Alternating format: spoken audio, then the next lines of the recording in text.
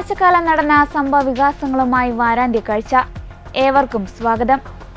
ഭിന്നശേഷി സംവരണവുമായി ബന്ധപ്പെട്ട തടസ്സങ്ങൾ നീക്കി എയ്ഡഡ് സ്കൂൾ അധ്യാപകരുടെ നിയമനത്തിന് അംഗീകാരം നൽകിക്കൊണ്ടുള്ള സർക്കാർ ഉത്തരവും ഫ്രഞ്ച് പ്രസിഡന്റ് ഇമ്മാനുവൽ മാക്രോണിന്റെ ഇന്ത്യ സന്ദർശനവും സംസ്ഥാന സർക്കാർ ആസൂത്രണം ചെയ്ത നവകേരള സർവേ കേരള ഹൈക്കോടതി റദ്ദാക്കിയതുമാണ് ഈ ആഴ്ചയിലെ സംഭവ വികാസങ്ങൾ.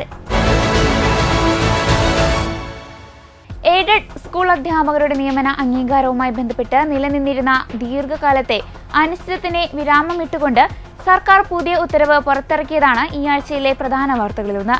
ഭിന്നശേഷി നിയമനത്തിനായി തസ്തികകൾ മാറ്റിവെച്ചിട്ടുള്ള മാനേജ്മെന്റുകളിൽ നിലവിൽ താൽക്കാലികമായി ജോലി ചെയ്യുന്ന ജീവനക്കാരെ ശമ്പള സ്കെയിലിലേക്ക് മാറ്റാൻ വിദ്യാഭ്യാസ ഓഫീസർക്ക് നിർദ്ദേശം നൽകിയിട്ടുണ്ട്. ഭിന്നശേഷി സംവരണം നടപ്പിലാക്കുന്നതിലെ പ്രായോഗിക തടസ്സങ്ങൾ ചൂണ്ടിക്കാട്ടി സഭ നടത്തിയ നിയമപരവും സാമൂഹികവുമായ പോരാട്ടം 22,000-ഓളം അധ്യാപക കുടുംബങ്ങൾക്കാണ് ആശ്വാസമേകുന്നത്. 22,000-ഓളം അധ്യാപകരുടെ ജീവിതത്തെ ബാധിക്കുന്ന ഈ തീരുമാനം വൈകിപ്പോയെങ്കിലും വലിയൊരു ആശ്വാസം നൽകുന്നതാണെന്ന് Changanassery arch bishop Mar Thomas Tharayil പറഞ്ഞു. ഞങ്ങൾ തുടക്കം മുതലേ പറഞ്ഞിരുന്ന ഒരു കാര്യമാണ്, അതായത് NSSന് ലഭിച്ച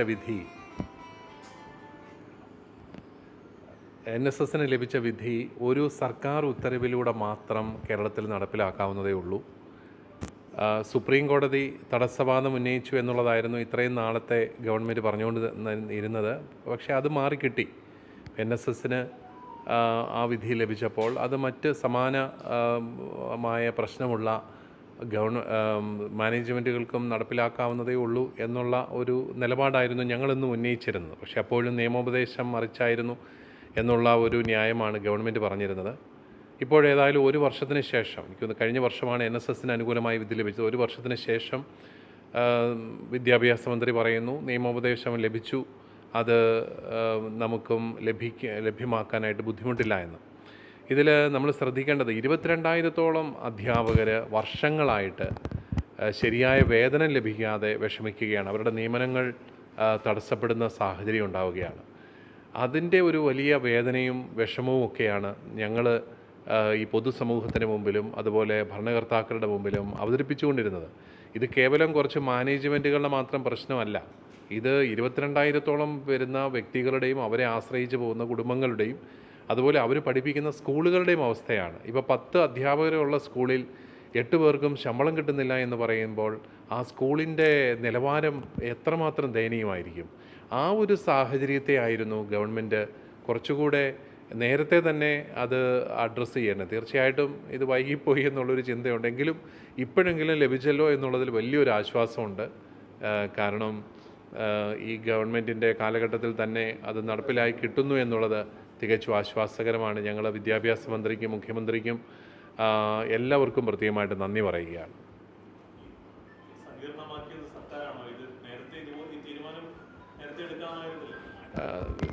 സർക്കാർ പറയുന്നത്, ഞാൻ ഇന്ന് മന്ത്രിയുടെ പത്രസമ്മേളനത്തിൽ കേട്ടത്, അദ്ദേഹം പറഞ്ഞത് ഞങ്ങൾക്ക് അന്ന് അങ്ങനെ ഒരു നിയമോപദേശം ലഭിച്ചു, അന്ന് ഞങ്ങൾ അങ്ങനെ പ്രവർത്തിച്ചു, ഇന്ന് മറിച്ച് ലഭിച്ചു, ഞങ്ങളിങ്ങനെ പ്രവർത്തിക്കുന്നു, പ്രശ്നം തീർന്നാൽ മതിയല്ലോ. ഞങ്ങളും ആ ഒരു ആശ്വാസത്തിലാണ്. തീർച്ചയായിട്ടും പ്രശ്നം തീരുവാണല്ലോ എന്നുള്ളതാണ്. എങ്കിലും ഈ കൃത്യമായ ഉത്തരവ് കണ്ടില്ല. ഉത്തരവ് ഇറങ്ങിയാൽ മാത്രമേ നമുക്കതിനകത്തെ വ്യവസ്ഥകൾ കാണാനായിട്ട് സാധിക്കത്തുള്ളൂ. പിന്നെ സുപ്രീം കോടതിയുടെ അന്തിമ വിധിക്ക് വിധേയമായിട്ടായിരിക്കുമെന്നാണ് അദ്ദേഹം പറയുന്നത്. ഇനി അതിൻ്റെ പേരിൽ അത് ഇനിയും നീളുമോ എന്ന് നമുക്കറിയില്ല. എങ്കിലും ഇപ്പോഴെങ്കിലും വിദ്യാഭ്യാസ മന്ത്രി പ്രത്യേക താല്പര്യമെടുത്ത് കഴിഞ്ഞ ദിവസങ്ങളിൽ തന്നെ സൂചനയുണ്ടായിരുന്നു, എങ്ങനെയെങ്കിലും ഇത് പരിഹരിക്കാനായിട്ട് പരിശ്രമിക്കും. കഴിഞ്ഞ ആഴ്ച സുപ്രീം കോടതി അവധി വെച്ചിരുന്ന ദിവസം ഇത് പ്രശ്നം തീരുമെന്നൊരു പ്രതീക്ഷ ഗവൺമെൻറ് ഉണ്ടായിരുന്ന പോലെയാണ് ഞങ്ങൾക്ക് മനസ്സിലാവുന്നത്. പക്ഷേ അന്നത് നീട്ടിവെക്കാനായിട്ട് സാഹചര്യം ഉണ്ടായപ്പോൾ ഇനി ഇങ്ങനെ പോയാൽ പറ്റില്ല, അത് ഞങ്ങൾ പരിഹരിക്കുമെന്നൊരു വാഗ്ദാനം അവിടുന്ന് ലഭിച്ചിരുന്നു. ഏതായാലും അതനുസരിച്ച് അദ്ദേഹം പ്രവർത്തിച്ചതിൽ നമുക്ക് ഒത്തിരിയേറെ സന്തോഷമുണ്ട്, വലിയൊരു ആശ്വാസമായിരുന്നു. ഞങ്ങളുടെ അഭിപ്രായത്തിൽ ഇത് വളരെ പെട്ടെന്ന് പരിഹരിക്കാമായിരുന്ന ഒരു പ്രതിസന്ധിയായിരുന്നു. നമ്മൾ 100 കണക്കിന് അധ്യാപകരെ സമരത്തിലേക്ക് തള്ളിവിടേണ്ട ആവശ്യമില്ലായിരുന്നു. ഒത്തിരി കേരളത്തിലെ വിവിധ ഭാഗങ്ങളിൽ അധ്യാപകർ സമരം ചെയ്യേണ്ട ഒരവസ്ഥ വന്നു. അത് ദൗർഭാഗ്യകരമായിരുന്നു. അത് ഒഴിവാക്കാമായിരുന്നു എന്നുള്ളത് തന്നെയാണ് ഞങ്ങളുടെ നിലപാട്. ഇതിനകത്ത് ഈ ഒരുപക്ഷെ പൊതുസമൂഹം മനസ്സിലാക്കുന്ന ഇതാണ് കുറച്ച് മാനേജ്മെൻറ്റുകൾക്ക് പ്രയോജനമുള്ള കാര്യമാണ് എന്നുള്ളതാണ്. പക്ഷെ അങ്ങനെയല്ല. ഇത് ഇപ്പോൾ ഭിന്നശേഷിക്കാർക്കായിട്ട് നിയമനങ്ങൾ നമ്മൾ ഒഴിച്ചിട്ടിരിക്കുകയാണ്. അവിടെ നിയമനങ്ങൾ അത് നടത്തേണ്ടത് സർക്കാരാണ്. സർക്കാരിന് നിയമനങ്ങൾ നടത്താൻ ആളില്ല. അപ്പോൾ പിന്നെ എന്ത് ചെയ്യും? ഈ കുട്ടികളെ ആര് പഠിപ്പിക്കും? അപ്പോൾ അത്രയും സീറ്റുകൾ, അത്രയും പോസ്റ്റുകൾ ഒഴിച്ചിട്ടിട്ട് ബാക്കിയുള്ള സീറ്റുകളിലെങ്കിലും നിയമനങ്ങൾ നടത്താനായിട്ട് തയ്യാറാവണം. ഇതായിരുന്നു ഞങ്ങളുടെ വളരെ ന്യായമായ അവകാശം.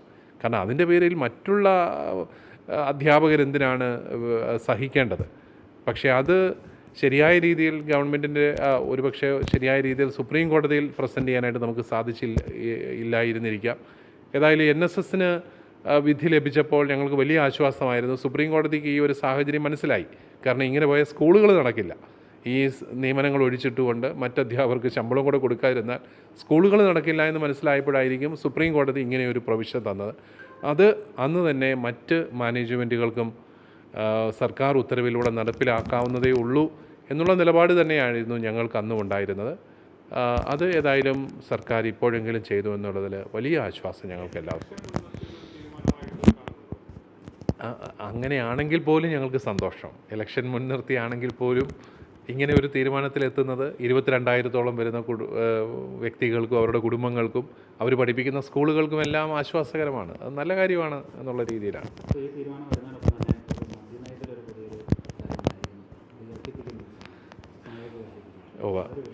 ഈ സർക്കാർ ഒരു വശത്ത് മദ്യവർജനത്തിന് വേണ്ടി നിലനിൽക്കുന്നുവെന്ന് പറയുമ്പോഴും മറുവശത്ത് മദ്യ ലഭ്യത കൂട്ടിക്കൊണ്ടിരിക്കുകയാണ്. അത് ഒരിക്കലും ശരിയല്ല എന്നും മദ്യവർജനമാണ് നമ്മുടെ പൊതുവായ നയമെന്നും നിരന്തരമായിട്ട് ഞങ്ങൾ പറഞ്ഞുകൊണ്ടിരിക്കുന്നു. അതിൽ വളരെയേറെ ദുഃഖകരമാണ് ഇങ്ങനെ സർക്കാർ മദ്യത്തിൻ്റെ സംലഭ്യത കൂട്ടുകയും അതിൻ്റെ സമയം കൂട്ടുകയെല്ലാം ചെയ്യുന്നത്. ഇപ്പോൾ തന്നെ നമ്മുടെ ചെറുപ്പക്കാരുടെ ഒരു വലിയ പ്രശ്നം ഈ മദ്യപാനവും അതുപോലെ മയക്കുമരുന്നിൻ്റെ ഉപയോഗമൊക്കെയാണ്. ആരോഗ്യമുള്ള ഒരു തലമുറയെ സൃഷ്ടിക്കാനായിട്ട് സഹായിക്കേണ്ട സർക്കാർ വളരെ അനാരോഗ്യകരമായ പ്രവണതകൾക്ക് വഴിവെച്ചു കൊടുക്കുന്നു എന്നുള്ളതാണ് ആ തീരുമാനത്തിൻ്റെ ഒരു പാളിച്ച. അത് സർക്കാർ ആ തെറ്റ് മനസ്സിലാക്കി അത് പിൻവലിക്കുമെന്ന് തന്നെയാണ് ഞങ്ങളുടെ പ്രതീക്ഷ. എയ്ഡഡ് സ്കൂളുകളിൽ 1996 മുതലുള്ള ഒഴിവുകളിൽ ഭിന്നശേഷി സംവരണം 3%, 4% എന്നിങ്ങനെ നടപ്പിലാക്കണമെന്നായിരുന്നു സർക്കാർ നിർദ്ദേശം. എന്നാൽ ഈ ഒഴിവുകൾ പൂർണ്ണമായും നികത്തിയാൽ മാത്രമേ മറ്റ് അധ്യാപക നിയമനങ്ങൾക്ക് അംഗീകാരം നൽകൂ എന്ന വിദ്യാഭ്യാസ വകുപ്പിന്റെ കടുപ്പിടുത്തം വലിയ പ്രതിസന്ധി സൃഷ്ടിച്ചു. 2021 നവംബറിന് ശേഷം നിയമനം ലഭിച്ച 16,000-ഓളം അധ്യാപകർ ഇതോടെ സ്ഥിരം ശമ്പളമില്ലാതെ ദിവസവേതനക്കാരായി തുടരേണ്ടി വന്നു. അനുയോജ്യരായ ഭിന്നശേഷി ഉദ്യോഗാർത്ഥികളെ ലഭിക്കാത്ത സാഹചര്യത്തിലും നിയമന അംഗീകാരം തടഞ്ഞുവെച്ചത് മാനേജ്മെന്റുകളെയും അധ്യാപകരെയും ഒരുപോലെ ബുദ്ധിമുട്ടിച്ചു. ഈ നീതികേടിനെതിരെ ക്രൈസ്തവ സഭകൾ ഒന്നടങ്കം സമരരംഗത്തിറങ്ങി. KCBC പ്രസിഡന്റിന്റെ നേതൃത്വത്തിൽ മുഖ്യമന്ത്രിയുമായി നടത്തിയ കൂടിക്കാഴ്ചകളും സഭാ തലവന്മാർ നേരിട്ട് നൽകിയ നിവേദനങ്ങളും വിഷയത്തിന്റെ ഗൗരവം സർക്കാരിനെ ബോധ്യപ്പെടുത്തി. കാത്തലിക് ടീച്ചേഴ്സ് ഗിൽഡിന്റെ നേതൃത്വത്തിൽ അധ്യാപകർ നടത്തിയ പ്രതിഷേധങ്ങളും പോരാട്ടത്തിന് കരുത്തു പകർന്നു. NSS മാനേജ്മെന്റ് സുപ്രീം കോടതിയിൽ നിന്ന് നേടിയ അനുകൂല വിധി എല്ലാ എയ്ഡഡ് ഏജൻസികൾക്കും ബാധകമാക്കണമെന്നതായിരുന്നു സഭയുടെ പ്രധാന ആവശ്യം. സഭകളുടെയും മാനേജ്മെന്റുകളുടെയും നിരന്തരമായ സമ്മർദ്ദത്തിനും നിയമ പോരാട്ടത്തിനുമൊടുവിൽ സർക്കാർ നയം മാറ്റാൻ തീരുമാനിച്ചു.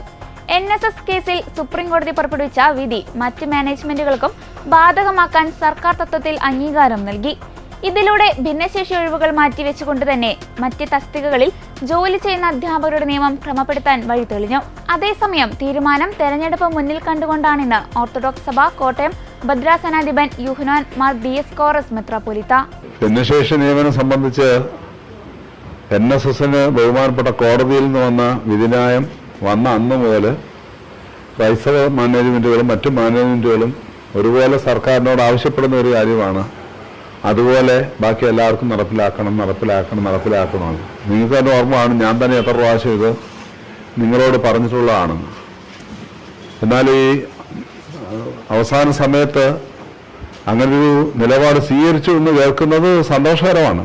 കാരണം നമ്മൾ ചോദിച്ചത് ശരിയായിരുന്നു എന്നൊരു തോന്നൽ ഇപ്പോഴെങ്കിലും ഉണ്ടായെന്നുള്ള സന്തോഷമാണ്. പക്ഷേ ഇതൊരു വളരെ വൈകി വന്ന ഒരു വിവേകമായി പോയി എന്നുള്ളതാണ് വിഷയം. സർക്കാർ എല്ലാ ഇലക്ഷനൊക്കെ വരികയാണ്. അപ്പോൾ അതിനു മുമ്പിട്ട് പെട്ടെന്ന് ഇങ്ങനൊരു തീരുമാനം വരുമ്പോൾ എല്ലാവരും അപ്രതീക്ഷിതമായിട്ട് വരുന്നുണ്ടെന്ന് ഞെട്ടിപ്പോയി. സന്തോഷകരമാണെന്ന് പറയുമ്പോൾ പോലും അതൊരു ഇത് നേരത്തെ ആകാമായിരുന്നു. കഴിഞ്ഞ പ്രാവശ്യം ഞാൻ പറഞ്ഞാണ് ഇത് നേരത്തെ ആകേണ്ടതാണ്. കോടതി പോകാതെ തന്നെ ഇത് നടപ്പിലാക്കി കൊടുക്കണം. ഇത് ജനത്തിൻ്റെ ആവശ്യമാണ്. ഒരുപാട് പേര് ഈ വിഷയത്തിൽ കഷ്ടത അനുഭവിക്കുന്നുണ്ട്. ഭിന്നശേഷിക്കാർ മാത്രമല്ല, മറ്റുള്ള ഉദ്യോഗാർത്ഥികളും അവരെയൊക്കെ നിയമിക്കേണ്ട സ്ഥാപനങ്ങളും ഒക്കെ വല്ലാതെ ബുദ്ധിമുട്ടുന്നുണ്ട്. അതുകൊണ്ട് എത്രയും പെട്ടെന്ന് നടപ്പിലാക്കണമെന്ന് ആവശ്യപ്പെട്ടിട്ടുള്ളതാണ്.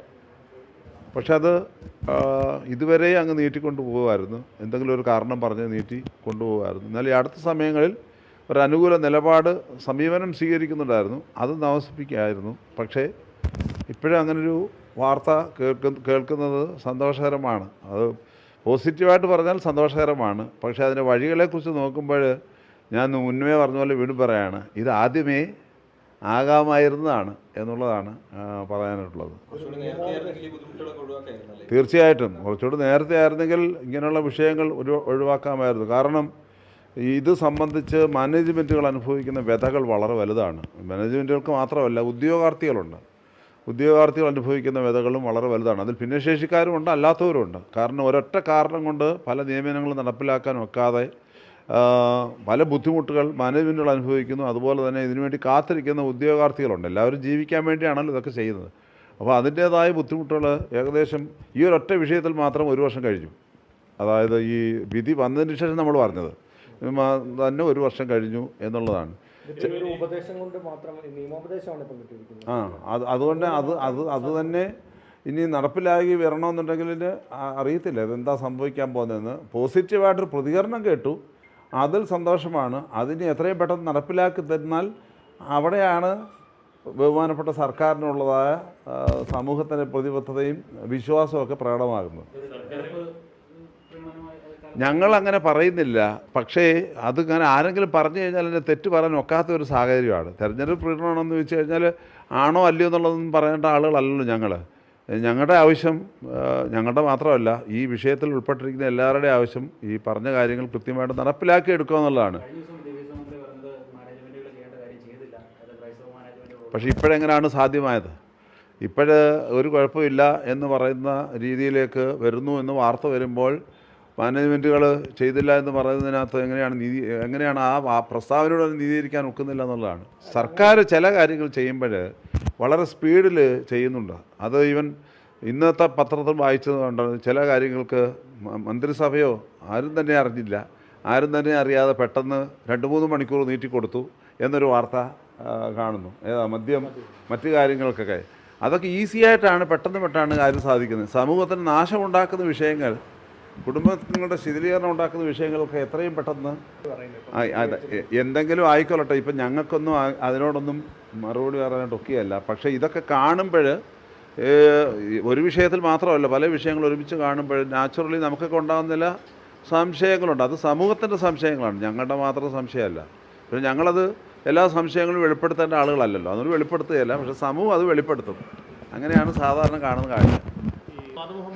ഒരു കോടതിയിലും പോകാതെ ഇപ്പോൾ ഇങ്ങനെ ഒരു സ്റ്റേറ്റ്മെൻറ്റ് പുറത്തു വരണമെന്നുണ്ടെങ്കിൽ ഇത് അന്നേ നടത്താവുന്ന ഒരു കാര്യമായിരുന്നു എന്നുള്ളത് ഞാൻ പറയേണ്ടല്ലോ. അത് സമൂഹത്തിന് ബോധ്യമാകുന്ന കാര്യമല്ലേ. പറഞ്ഞതെല്ലാം പാളിപ്പോയി എന്നുള്ളതല്ലേ ഇപ്പം വരുന്നത്.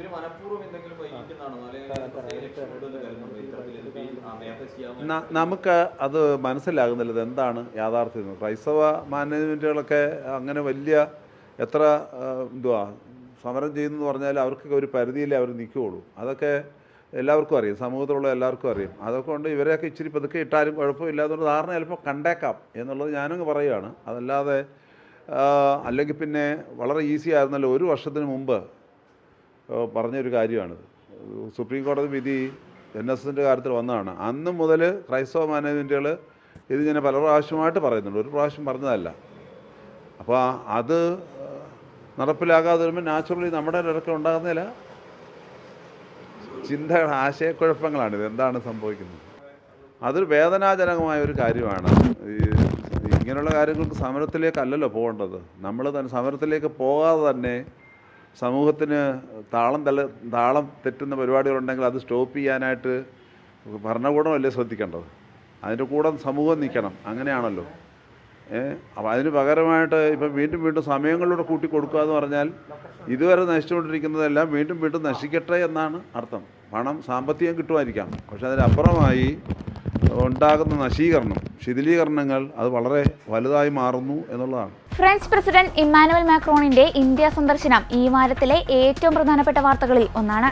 പ്രധാനമന്ത്രി നരേന്ദ്രമോദിയുടെ ക്ഷണപ്രകാരം ഫെബ്രുവരി 17 മുതൽ 19 വരെയായിരുന്നു അദ്ദേഹത്തിന്റെ ഔദ്യോഗിക സന്ദർശനം. ഫ്രഞ്ച് പ്രസിഡന്റ് ഇമ്മാനുവൽ മാക്രോണിന്റെ 3 ദിവസത്തെ സന്ദർശനത്തോടെ ഇന്ത്യ ഫ്രാൻസ് ബന്ധം പുതിയൊരു തലത്തിലേക്ക് ഉയർന്നിരിക്കുകയാണ്. പ്രതിരോധം, സാങ്കേതികവിദ്യ, ആർട്ടിഫിഷ്യൽ ഇന്റലിജൻസ് തുടങ്ങിയ മേഖലകളിൽ നിർണായകമായ തീരുമാനങ്ങൾ ഈ വാരത്തിലുണ്ടായി. ഇന്ത്യയും ഫ്രാൻസും തമ്മിലുള്ള ബന്ധം സ്പെഷ്യൽ ഗ്ലോബൽ സ്ട്രാറ്റജിക് പാർട്ണർഷിപ്പ് എന്ന പദവിയിലേക്ക് ഉയർത്തി. ആഗോള അസ്ഥിരതകൾക്കിടയിൽ ഇരു രാജ്യങ്ങളും തമ്മിലുള്ള വിശ്വാസം കൂടുതൽ ദൃഢമാക്കുന്നതാണ് ഈ തീരുമാനം. മുംബൈയിലെ ഗേറ്റ് വേ ഓഫ് ഇന്ത്യയിൽ വെച്ച് പ്രധാനമന്ത്രി നരേന്ദ്രമോദിയും പ്രസിഡന്റ് ഇമ്മാനുവൽ മാക്രോണും ചേർന്ന് ഇന്ത്യ ഫ്രാൻസ് നവീകരണ വർഷം 2026 ഉദ്ഘാടനം ചെയ്തു. ശാസ്ത്രം, ആരോഗ്യം, സ്റ്റാർട്ടപ്പുകൾ എന്നീ മേഖലകളിൽ ഇരു രാജ്യങ്ങളും സംയുക്തമായി പ്രവർത്തിക്കും. ഡൽഹിയിലെ ഭാരത് മണ്ഡപത്തിൽ നടന്ന ആഗോള AI ഉച്ചകോടിയിൽ മാക്രോൺ പങ്കെടുത്തു. ഇന്ത്യയുടെ ഡിജിറ്റൽ വിപ്ലവത്തെ അദ്ദേഹം പ്രകീർത്തിക്കുകയും ആർട്ടിഫിഷ്യൽ ഇന്റലിജൻസ് മേഖലയിൽ ഗൂഗിൾ, മെറ്റ തുടങ്ങിയ കമ്പനികളുമായി സഹകരിച്ച് പ്രവർത്തിക്കുന്നതിനെക്കുറിച്ച് ചർച്ച നടത്തുകയും ചെയ്തു. സമുദ്ര സുരക്ഷ ശക്തിപ്പെടുത്തുന്നതിന്റെ ഭാഗമായി 26 റഫാൽ മറൈൻ യുദ്ധവിമാനങ്ങൾ വാങ്ങാനുള്ള കരാറിൽ നിർണായക പുരോഗതിയുണ്ടായി. കൂടാതെ ടാറ്റയും എയർബസും ചേർന്ന് ഇന്ത്യയിൽ ഹെലികോപ്റ്ററുകൾ നിർമ്മിക്കുന്നതിനുള്ള സംവിധാനവും ചർച്ചയായി. 2026 ഫ്രാൻസ് ആതിഥേയത്വം വഹിക്കുന്ന G7 ഉച്ചകോടിയിലേക്ക് പ്രധാനമന്ത്രി നരേന്ദ്രമോദിയെ മാക്രോൺ ഔദ്യോഗികമായി ക്ഷണിച്ചു. അതേസമയം ഇത് ഫ്രഞ്ച് പ്രസിഡന്റ് ഇമ്മാനുവൽ മാക്രോണിന്റെ 4ാമത്തെ ഇന്ത്യ സന്ദർശനമാണ്. പ്രതിരോധ പങ്കാളി എന്ന നിലയിൽ നിന്ന് മാറി സാങ്കേതികവിദ്യയിലും നവീനാശയങ്ങളിലും അധിഷ്ഠിതമായ ഒരു ആഗോള സഖ്യമായി ഇന്ത്യ ഫ്രാൻസ് ബന്ധം മാറുന്നു.